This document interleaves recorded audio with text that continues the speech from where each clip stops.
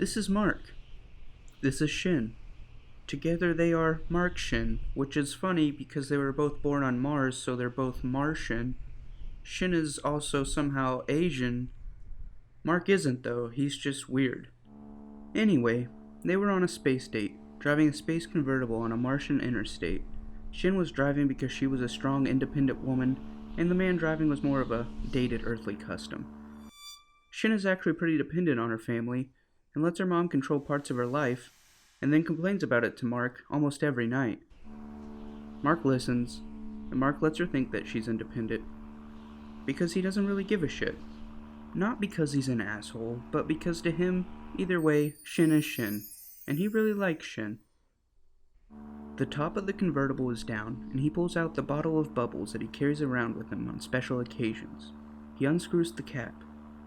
There's a wand attached to the cap. He dips the wand back into the bottle. He wiggles it back and forth.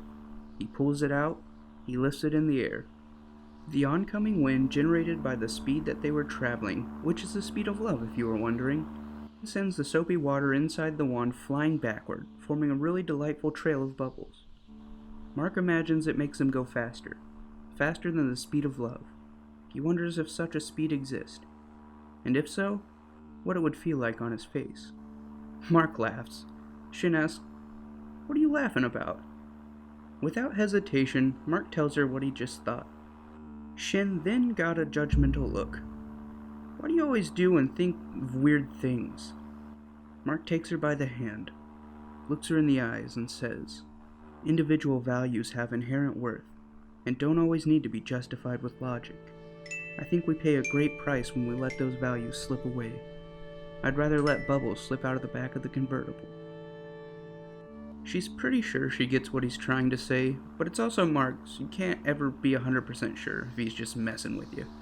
She smiles at his goofiness and weaves her fingers into his, and they continue to drive at the speed of love for the rest of the night. After the night, she doesn't reply to Mark's text for the next 2 days. Is he being ghosted? On Mars?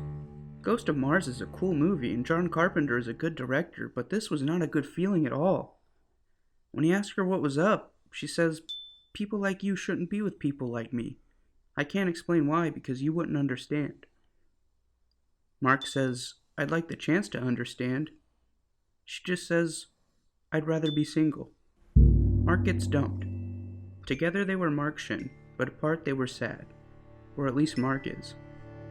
Times they once shared often dance in the double moonlit memories of his mind, and he stays sad for a lot of Martian days, and even a while longer. Then one day he isn't. Time heals his broken space heart, or he just realizes it won't be that hard to find another Shin. It was the latter, though he was looking through a Chinese phone book when he came to that realization.